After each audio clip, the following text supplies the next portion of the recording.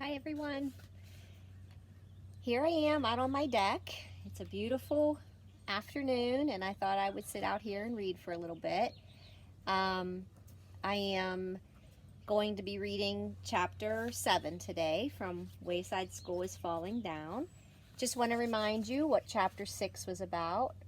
It was about pigtails and how Leslie's pigtails actually saved Paul. And chapter 7 is going to be called Freedom. So we'll see what this chapter is about. Myron crumbled a cracker on the windowsill next to his desk, then looked away. He knew Oddly came only when nobody was looking. A little while later, a bird landed on the windowsill and ate the crumbs. Myron watched him out of the corner of his eye. He was a black bird with a pink stomach. Myron had named him Oddly. Myron had named him Oddly. "Is that dumb bird again?" asked Kathy. "No," said Myron. "Oddly is not my bird. I don't own him. He doesn't live in a cage. Oddly is free." "You're a bird brain," said Kathy. Myron watched Oddly fly away. It made him sad and glad at the same time. He wished he could fly away across the sky with Oddly. Oddly probably thinks I live in a cage, he realized. Whenever he sees me, I'm sitting at the same desk. He probably thinks this desk is my cage. So Myron got out of his chair and sat on the floor. "Myron, what are you doing out of your seat?" asked Mrs. Jules. "I want to sit on the floor," said Myron. Several kids laughed. "Get back in your seat," ordered Mrs. Jules. Myron reluctantly returned to his desk. "I do live in a cage," he thought. "I'm not allowed out. I have to stay in my cage until the bell rings. Then I have to go down the stairs. And then, when the bell rings again, I have to go up the stairs. Then it rings again, and I have to go down the stairs. Then it rings again, and I have to go up the stairs. I'm never free." The bell rang. Myron went down the stairs. It was so crowded with kids rushing to recess that he couldn't stop if he wanted to. It was as if someone had lifted his cage and was carrying him down the stairs. The bell rang again. Myron went up the stairs. At lunch, the bell rang again. Myron went down the stairs. After lunch, the bell rang again. Myron stood at the bottom of the staircase and looked up. "No," he declared. "I won't go. I have to be free." As all the other kids rushed past him, he eased his way around to the back of the stairs. As everybody else went up, Myron went down to the basement. He nervously walked down the old creaky staircase. He didn't know what he'd find or what would find him. He had heard that dead rats were living down there, or worse, maybe even Mrs. Gorf. Mrs. Gorf was the meanest teacher Myron had ever had. She used to be the teacher on the 30th story before Mrs. Jules took over, but nobody believed that Mrs. Gorf was really gone. Everybody said she was still lurking somewhere inside Wayside School. He stepped off the last step. At the very bottom of Wayside School, it was too dark to see. Somewhere he heard a drip that echoed all around the cold and damp room. With his arms outstretched, he stepped across the gritty floor. His hand struck against a large, fat pipe above his head. The pipe felt like it was covered with 1,000 spider webs. Still, Myron kept his finger on the pipe as he walked so he wouldn't get lost.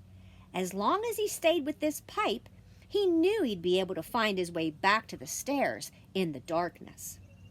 Something crawled across his hand. He shook it off, then continued walking. He thought he heard footsteps behind him. He stopped walking. The sound of the footsteps continued for a second and then stopped.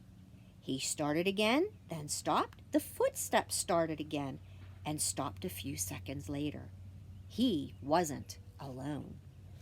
It was too dark for Myron to see who was following him, but he realized what that meant, that the person whoever was down there, couldn't see him either. Whoever was coming after him had to have been following along the pipe too. So Myron left the safety of the pipe and headed blindly across the basement. The footsteps continued behind him. He stopped. The footsteps stopped too. He bent down, then untied and took off his right shoe. He threw it toward the other side of the basement. He heard it hit the floor. Then the footsteps started after it. Very quietly, he took off his other shoe and threw it in the same direction. He never heard his shoe hit the ground. The footsteps started after him again. He started to run, but slipped in his socked feet on the spot of slime. His hands hit loud and hard as he fell on the cold floor. The footsteps came hurriedly toward him. He held his breath and tried to be as quiet as possible. A light turned on above his head and he screamed. "I believe this is yours," said a bald man. He was holding Myron's left shoe. Next to him were two men with black mustaches. One of the men held a black suitcase. Remember these guys? Myron shook his head. "That's not my shoe," he said. "I never saw it before."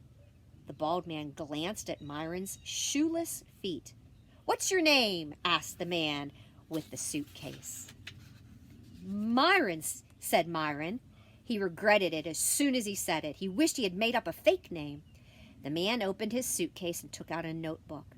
"Myron," he repeated as he thumbed through his notebook. "You're supposed to be in Mrs. Jewls' class at the desk next to the window in front of Sherry." "What are you doing out of your cage? Seat?" asked the other man with the mustache. "I just want to be free," chirped Myron. "Please don't hurt me. If you let me go back to Mrs. Jewls' room, I'll never come down here again." "Well, do you want to be free or do you want to be safe?" asked the bald man. Asked Myron. "Well, you can't have it both ways," said the bald man. "Do you want to be safe?" asked one of the men with a mustache. "Do you want to sit in the same chair every day, go up and down the stairs every time the bell rings?"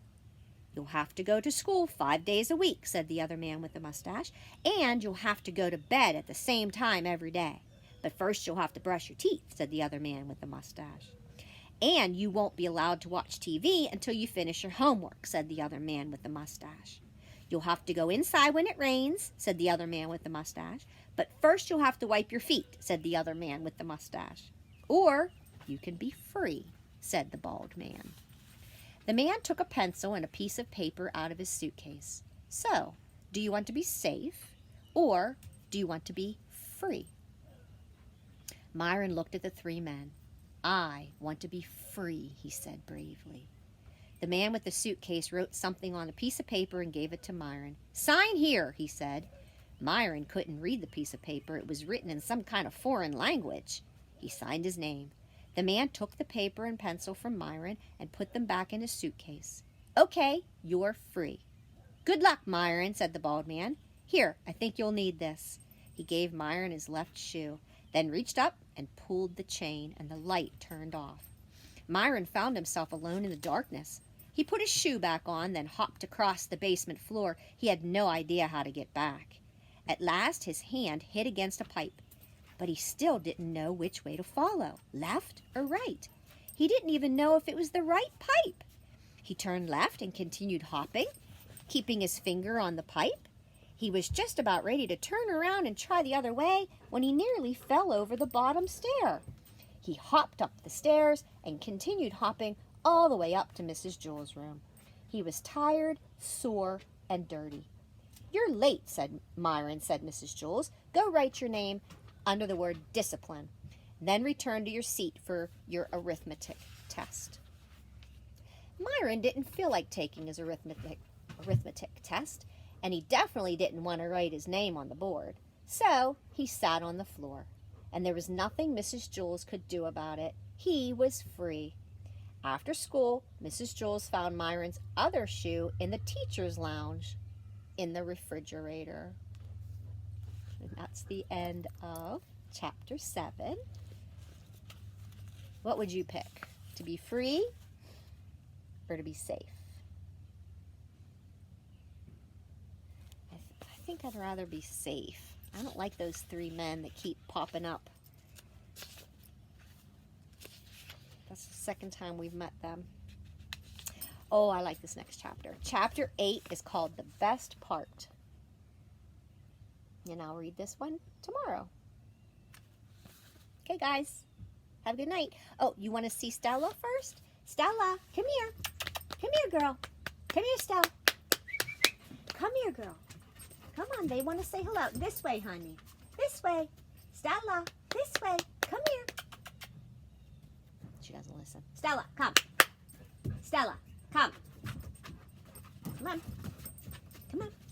Here she is. There's the baby. Now, we've got Parker here. And we've got Stella here. Say hi. Okay. All right. Parker gets jealous. But that's not nice. Come here, Stella. They want to say hi to you. You're a maniac. All right, guys. I'll see you tomorrow. Bye.